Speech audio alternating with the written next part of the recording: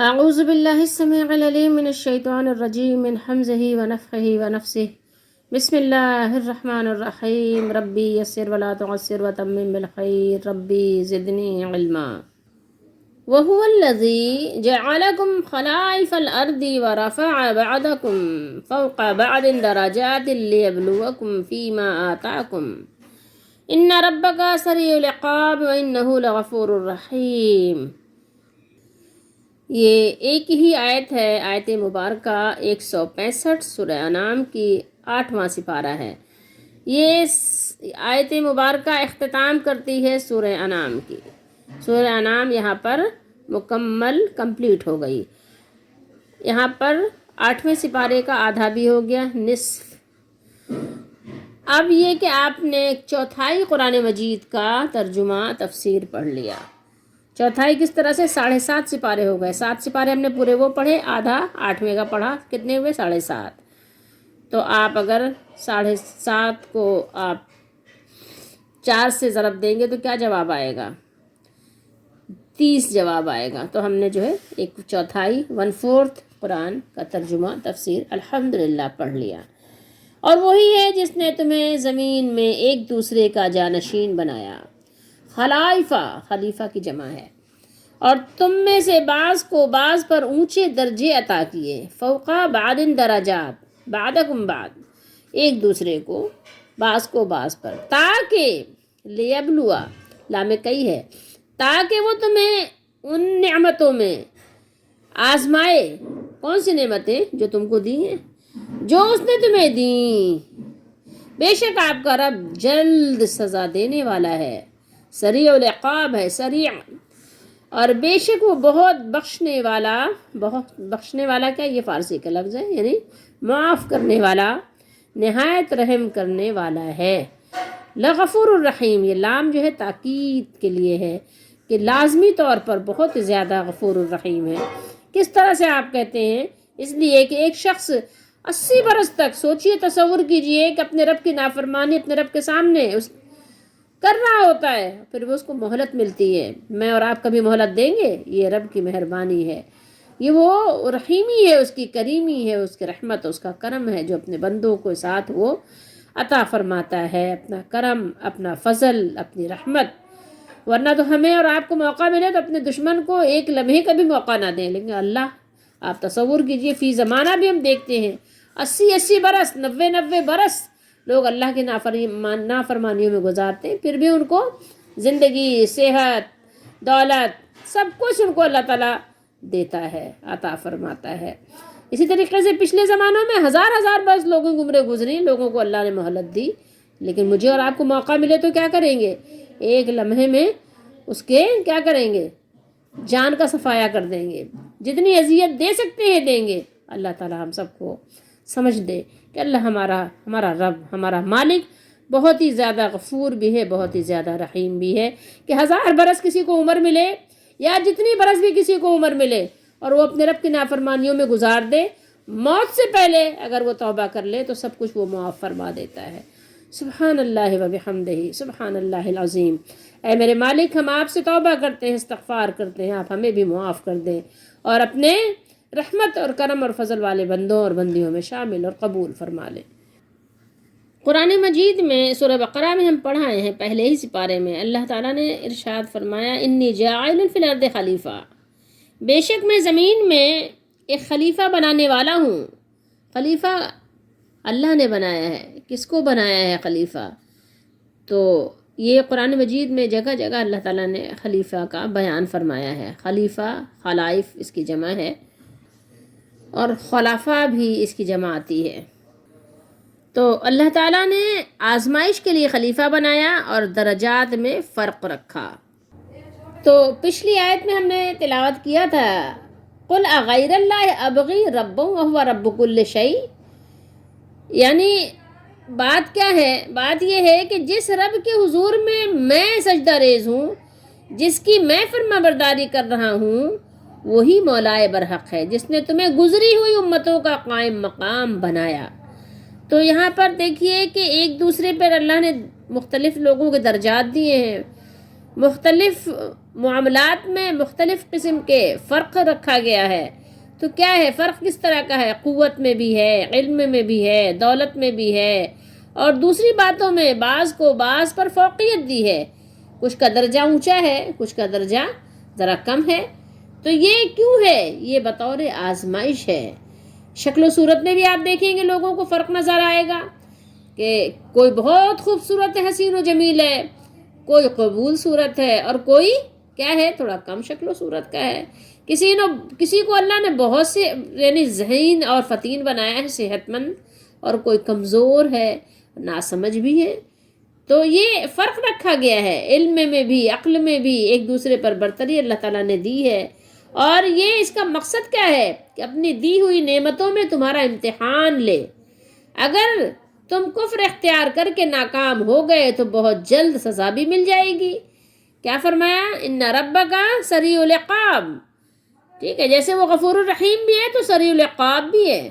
اگر کسی کو فوری پکڑ بھی لے تو وہ پکڑ بھی سکتا ہے، کیونکہ وہ سریع العقاب ہے، بہت جلد بدلہ لینے والا بھی ہے، بہت جلد سزا دینے والا بھی ہے. کیونکہ ہر آنے والی چیز قریب ہے، اور موت اور قیامت تو یقیناً آنے والی ہے اور بہت جلد آنے والی ہے. کسی چیز کی آپ ڈیٹ فکس کر دیں تو وہ پھر آ ہی جاتی ہے نا، تو آ ہی جانا ہے. ڈیٹ نہ بھی فکس کریں تو آ ہی جاتی ہے. تو آپ دیکھیں نا کہ سال یوں گزرتے ہیں، دن یوں گزرتے ہیں، مہینے یوں گزرتے ہیں، اور اگر ایمان لے آئے پھر کوئی لفزش بھی ہوئی تو وہ ذات پاک حد سے بڑھ کر معاف کرنے والی اور بے حد رحم کرنے والی بھی ہے. اگر تم نے معافی مانگ لی، ایمان قبول کرنے کے بعد معاف کر لیا، تو وہ اللہ غفور الرحیم بھی ہے. وہ ذات وہ غفور بھی ہے، رحیم بھی ہے، اور بہت زیادہ بھی ہے.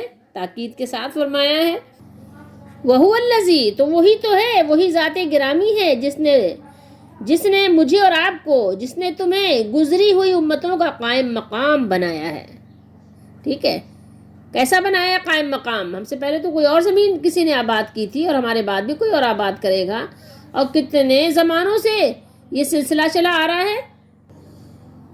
اور وہی ذات پاک ہے جس نے زمین میں تم کو خلیفہ بنایا، یعنی اس نے تم کو زمین میں ایسی مخلوق بنایا کہ تم نسلاً بعد نسل، قرناً بعد قرن، اور خلفاً بعد سلف زمین کو آباد کرتے ہو.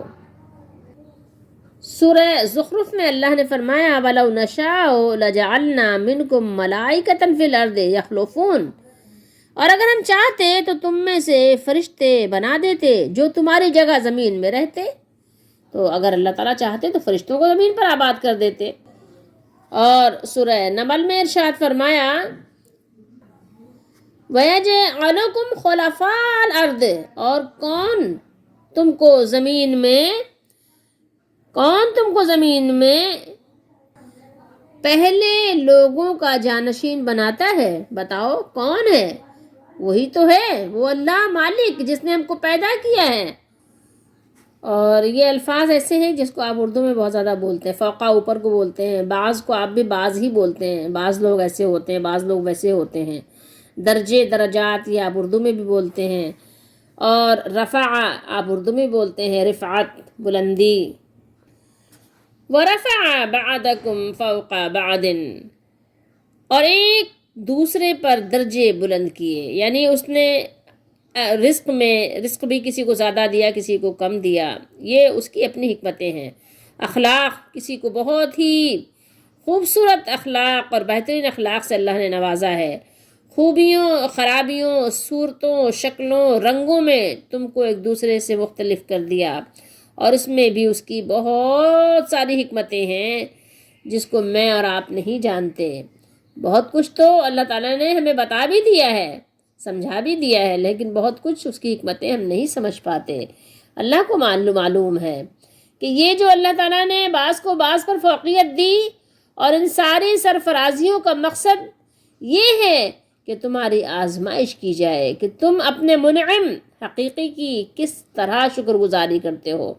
جو ہمارا منعم حقیقی ہے کون ہے؟ انعام کرنے والا اللہ، وہ مالک جس نے مجھے اور آپ کو پیدا کر کے سارے انتظامات، زندگی گزارنے کے سارے ساز و سامان ہمیں مہیا فرمائے، بغیر مانگے، بغیر فریاد کیے، بغیر ریکویسٹ کیے اللہ تعالیٰ نے ہمیں ساری چیزیں دی ہیں کہ دیکھو ہم اپنے مالک کو پہچان کر اس کی شکر گزاری کرتے ہیں یا ناشکری کرتے ہیں، اس کی فرما برداری میں سب چیزوں کو استعمال کرتے ہیں یا اس کی نافرمانی میں، اور جو قوت، عزت، دولت، صحت، جوانی اس نے تمہیں عطا فرمائی ہے اس کو کس طرح استعمال کرتے ہو۔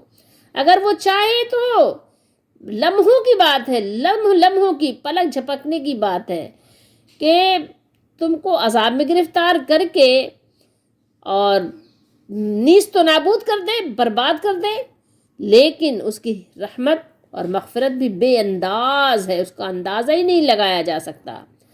اگر تم میں سے کوئی عمر بھر نافرمانی اور سرکشی کرنے کے بعد مہلت اس کو ملتی رہے اور پھر اس کو خیال آئے ایک دن کہ یار میں نے بہت کچھ یعنی اپنا گنوا دیا، بہت کچھ برباد کر دیا، اب پشیمانی ہو گئی، اب شرمندہ ہوں اپنے مالک پیدا کرنے والے کے سامنے، نادم ہو جائے اور نادم ہو کر اس کے در رحمت پر حاضر ہو جائے تو وہ تمہارے عمر بھر کے تمام قصور معاف کر دے، لمحہ بھی نہیں لگے گا، معاف کر دے اور اپنی رحمت سے تمہیں مالا مال کر دے گا اور تم کو اپنی رحمت میں ڈھانپ لے گا اور تم کبھی تمہارے گناہوں کو یاد بھی نہیں دلائے گا بلکہ تمہیں نیکوں کے ساتھ شامل فرما لے گا۔ کتنی بڑی اس کی مہربانی ہے، کوئی ایسا ہو سکتا ہے؟ اس سے زیادہ کوئی مہربانی کرنے والا ہو سکتا ہے؟ جب نہیں تو پھر کسی اور کے در کے فقیر کیوں بنتے ہو؟ اس مالک کی عظمت کو کیوں نہیں پہچانتے؟ اس کی بزرگی کو کیوں نہیں پہچانتے؟ جو سب سے زیادہ عظیم بزرگی میں سب سے زیادہ عظمت والا بزرگ ہے، اس کو چھوڑ کر تو اس کے غلاموں کے پاس جاتے ہو، اس کو چھوڑ دیتے ہو۔ کبھی اس کا خیال نہیں آتا کہ عظمت کے ساتھ، بزرگی کے ساتھ اس کا نام لو، اس کا نام رسمی طور پر لیتے ہو؟ سوچو تھوڑی دیر کے لیے، غور کرو۔ لِيَبْلُوَكُمْ فِيمَا آتَاكُمْ، تاکہ جو کچھ اس نے تمہیں دیا ہے، جو کچھ تم کو عطا فرمایا ہے اس میں تمہاری آزمائش کرے۔ اگر تمہیں خوبصورت بنایا ہے تو دیکھو تم اپنی خوبصورتی کا فائدہ جائز اٹھاتے ہو یا ناجائز اٹھاتے ہو۔ اگر تم کو اس نے صحت مند بنایا ہے تو دیکھو اپنی تم صحت کا فائدہ کیسے اٹھاتے ہو اور اپنی صحت سے تم لوگوں کو فائدہ پہنچاتے ہو یا لوگوں کو نقصان پہنچاتے ہو۔ اسی طریقے سے اگر تم کو دولت مند، اگر تم کو غنی بنایا ہے تو وہ بھی تمہارے لیے آزمائش ہے، تاکہ وہ تمہاری آزمائش کرے، یعنی وہ تمہاری اس آزمائش میں دیکھے کہ تم پورے اترتے ہو کہ نہیں اترتے ہو جس کا اس نے تم پر انعام فرمایا ہے اور تمہارا امتحان کیا ہے، تاکہ وہ دولت مند کو دولت دے کر آزمائے، پھر اس سے پوچھے کہ اس نے شکر ادا کیا ہے یا نہیں، اور فقیر کو فقر سے آزمائے اور اس سے یہ پوچھے کہ اس نے صبر کیا ہے یا نہیں۔ تو آپ دیکھیں آج دنیا میں بہت سے لوگوں کو نعمتیں ملتی ہیں تو وہ نعمتوں پہ اترا جاتے ہیں، وہ سمجھتے ہیں شاید میرا اپنا کوئی ذاتی کمال ہے، حالانکہ ان کا اپنا کوئی کمال نہیں ہوتا۔ نہ صحت مند ہونا ان کا کمال ہے، نہ خوبصورت اور حسین و جمیل ہونا ان کا کمال ہے، نہ دولت مند ہونا ان کا کوئی کمال ہے۔ یہ تو ایک آزمائش ہے۔ بہت سے لوگ اتراتے ہیں، تکبر کرتے ہیں، غرور کرتے ہیں، دوسروں کو اپنے آپ سے حقیر سمجھتے ہیں، یہ ان کی بھول ہے۔ آپ یاد رکھیے آپ سے سوال ہوں گے ان سب چیزوں کے بارے میں، جو نعمتیں آپ کو دی گئی ہیں ان کے بارے میں سوال ہونا ہے کہ تم نے کیا کیا ہے۔ اور یہ انسان کا دھوکہ ہے کہ وہ اپنے نعمتوں پہ دھوکہ کھا جائے کہ جناب میں تو ایسے اور میں تو ویسے، اور دوسروں کو حقیر سمجھنے لگ جائے۔ یہ بہت بڑی بھول ہے۔ آپ کو خلیفہ بنایا گیا ہے، انسان خلیفہ بن کے آیا ہے، اور خلیفہ کا کام ہوتا ہے کیا کرنا؟ حق اور عدل اور انصاف کو نافذ کرنا ہوتا ہے، امپلیمنٹ کرنا ہوتا ہے، یہ کام خلیفہ کا ہوتا ہے۔ اور تم زمین پر خلیفہ بن کر آئے ہو، انی جاعل فی الارض خلیفہ، اور اللہ تعالیٰ نے جگہ جگہ قرآن میں فرمایا کہ ہم نے تم کو یعنی زمین پر خلیفہ بنایا ہے۔ تو خلیفہ بن کر آنے والوں کا یہ منصب نہیں کہ زمین میں فتنے اور فساد پھیلائیں۔ یاد رکھو کہ اللہ تعالیٰ کو سب سے زیادہ ناپسند یہی کام ہے کہ زمین پر فتنہ اور فساد کیا جائے۔ جو لوگ ایسا کرتے ہیں اور ان کو خیر یہ سمجھ بھی نہیں آتی، فتنہ فساد پھیلانے والے اپنے آپ کو کبھی بھی سمجھتے بھی نہیں کہ وہ فسادی ہیں، وہ اپنے آپ کو بہت زیادہ اصلاح پسند سمجھتے ہیں۔ قرآن میں بھی بیان کیا ہے، شروع میں ہم نے پڑھا سورہ بقرہ میں بھی۔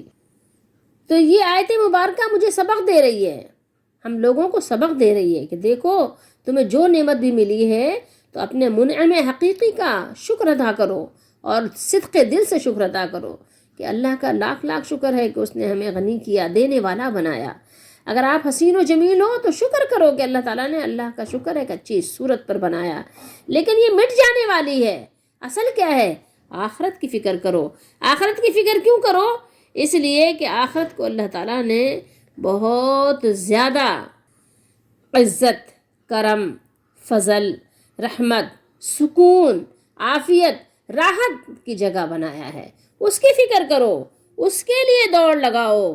یہ دنیا کی معیشت، دنیا کی تقسیم تو اللہ تعالیٰ نے حکمت کے تقاضے کے مطابق کی ہے کہ ایک دوسرے سے ہم خدمت بھی لیتے ہیں۔ اگر ظاہر سارے امیر ہوتے تو کون کس کی خدمت کرتا؟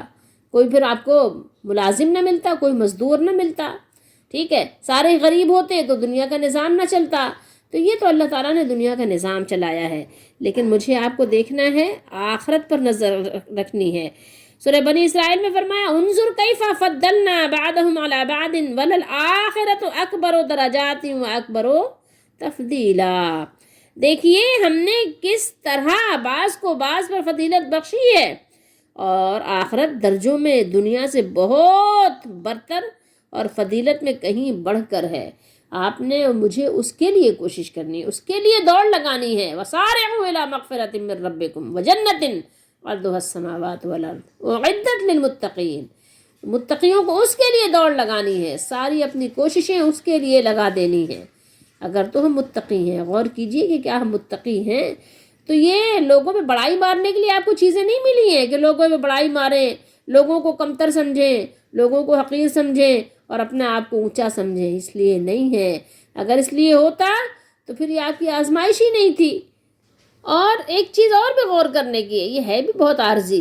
یہ حسین و جمیل لوگ جو ہوتے ہیں، آپ نے دیکھا ہوگا کہ ان کی صورتیں پھر وہ کس صورت میں بدل جاتی ہیں، کہنے کی بات نہیں ہے۔ آپ دیکھ لیں، بیماروں کو دیکھ لیں، بوڑھوں کو دیکھ لیں، ضعیف لوگوں کو آپ دیکھ لیں، آپ کو پتہ چل جائے گا کہ ان کا حسن کیا ہو گیا۔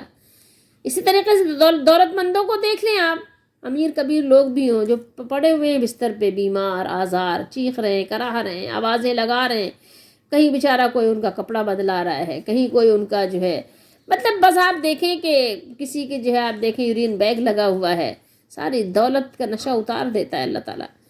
کیا ہے؟ کچھ بھی نہیں ہے، ساری طاقت کا نشہ اتر جاتا ہے۔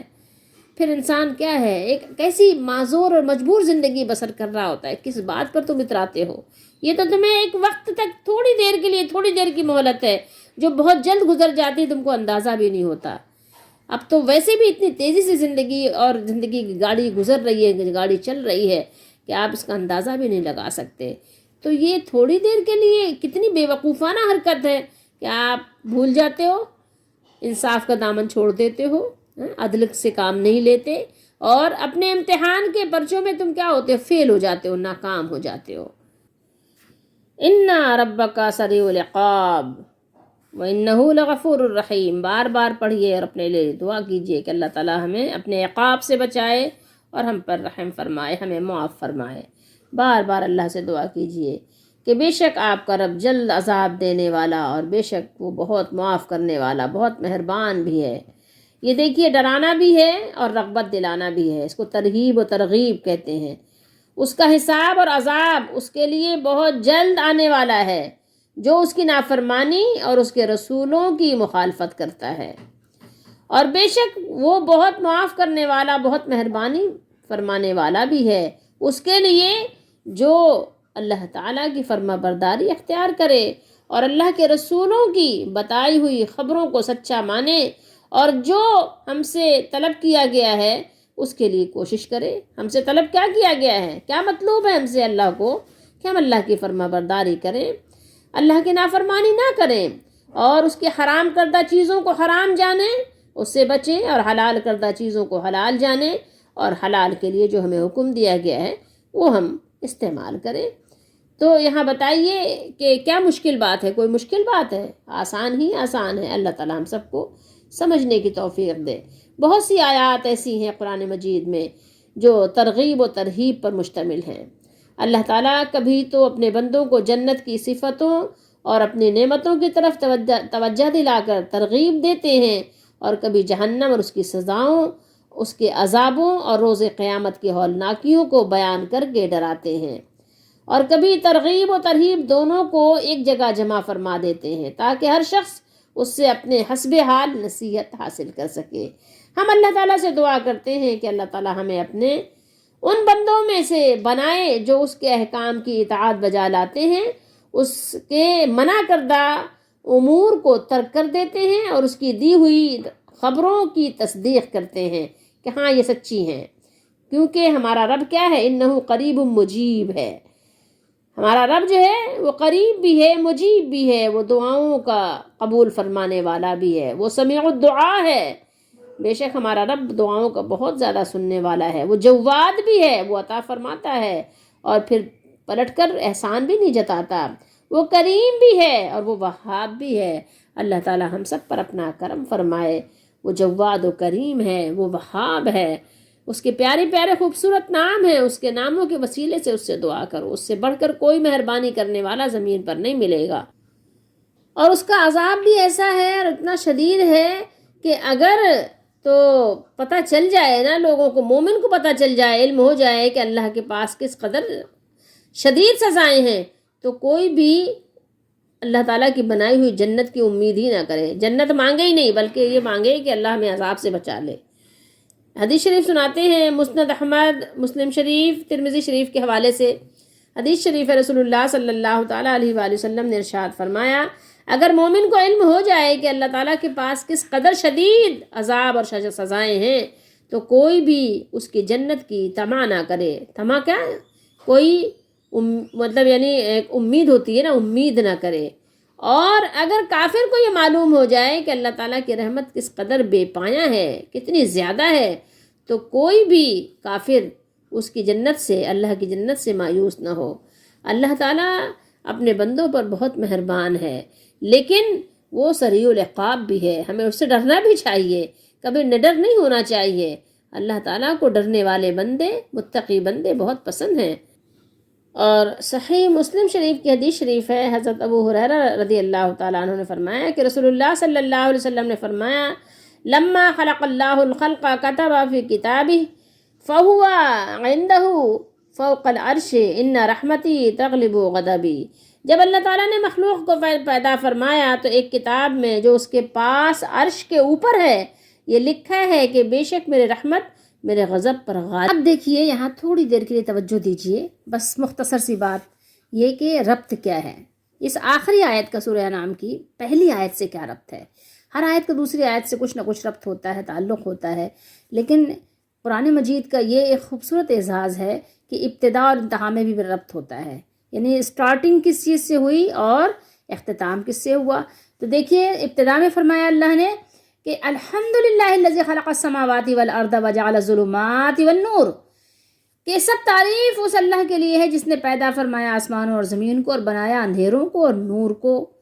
تو اب آپ بتائیے یہاں کیا فرمایا آخری آیت میں کہ اور وہی ہے جس نے تمہیں زمین میں ایک دوسرے کا خلیفہ بنایا، جانشین بنایا، ایک دوسرے کے درجے بلند کیے، بعض کو بعض پر فوقیت دی، اور اس لیے کہ تمہاری آزمائش بھی کرے، اور وہ جلد سزا دینے والا ہے اور غفور الرحیم بھی ہے، مہربان بھی ہے اپنے فرما برداروں پر جو بندے فرما بردار ہیں اپنے فرما بردار بندوں پر مہربان بھی ہے، اور نافرمانوں کو سزا دینے والا بھی ہے، جلد بھی سزا دے دیتا ہے اور ان کو مہلت بھی عطا فرماتا ہے۔ تو اب آپ دیکھیے کہ کیسا ربط ہے کہ وہ مالک جو سب تعریفوں کا مستحق ہے، حقدار ہے، وہ مالک اتنا مہربان بھی ہے کہ آپ کو مہلت بھی عطا فرماتا ہے، آپ کو انعام و اکرام سے بھی نوازتا ہے، آپ کے درجے بھی بلند فرماتا ہے۔ کیا خوبصورت ربط ہے۔ اللہ تعالی ہم سب کو قرآن مجید کو سمجھنے کی، اس پہ توجہ دینے کی توفیق دے، اس کے مطابق اپنی زندگی کو بنانے کی توفیق دے، اور اس پر خوب غور و فکر کریں، اس کو خوب سمجھیں کہ یہ کسی مخلوق یا کسی بڑے کا کلام نہیں ہے، بلکہ یہ مالک کا کلام ہے جس سے بڑا کوئی ہو ہی نہیں سکتا۔ تو آپ محبت کے ساتھ قرآن کو پڑھیں گے تو قرآن کا پڑھنا اور سمجھنا سب آپ کے لیے آسان بھی ہوگا اور ایک شوق اور ذوق بھی ہوگا۔ اللہ تعالیٰ توفیق عطا فرمائے۔ اللہ تعالیٰ سے دعا کریں اور اللہ تعالیٰ سے امید رکھیں اور اللہ تعالیٰ سے رحمت مانگیں کہ اللہ تعالیٰ ہم سب کو اپنے عذاب سے بچائے اور اپنے رحمت میں داخل فرمائے، اور ہمیں حق پر عمل کرنے کی، حق کو قبول کرنے کی، حق کو پہنچانے کی توفیق دے، اور اللہ تعالیٰ کے نافرمانی سے اپنے آپ کو بچائیں، اور جہاں تک ہو سکے لوگوں کو بھی اللہ کا پیغام پہنچائیں۔ اللہ تعالیٰ ہم سب کو توفیق دے، ہماری مدد فرمائے، اللہ تعالیٰ دستگیری فرمائے، ہمارے لیے آسانیاں فرمائے، اور ہمیں ہر طرح کے فتنوں سے بچائے۔ اللہ تعالیٰ کی رحمت کی امید کرتے ہوئے اللہ سے رحمت طلب کرتے ہیں، اور اللہ تعالیٰ سے اپنے گناہوں کی معافی مانگتے ہیں۔ اللہ تعالیٰ